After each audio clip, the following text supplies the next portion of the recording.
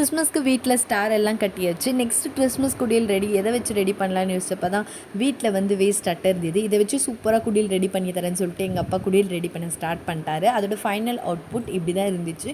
ரொம்பவே சிம்பிளாக ரொம்பவே சூப்பராக இருந்துச்சு. நெக்ஸ்ட்டு கிறிஸ்மஸ்க்கு முக்கியமான கிறிஸ்மஸ் ட்ரீ வாங்கலையேன்னு யோசிச்சப்போ தான் அதையும் நான் வீட்லேயே சிம்பிளாக செஞ்சு தரமான்னு சொல்லிட்டு அழகாக பைப் வச்சு கட்டு கம்பியெல்லாம் வச்சு அதையும் சூப்பராக ரெடி பண்ணி கொடுத்துட்டாரு. இந்த குடியிலும் மரமும் ரொம்பவே அழகாக இருந்துச்சு. பார்க்க லைட் செட்டிங்லாம் பண்ணி பார்த்தப்போ ரொம்ப அழகாக இருந்துச்சு.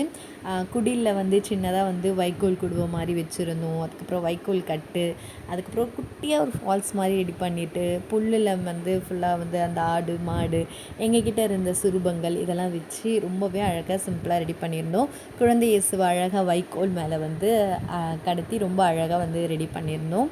இந்த குடியில் உங்களுக்கு பிடிச்சிருந்தா மறக்காமல் வீடியோக்கு லைக் பண்ணுங்கள்.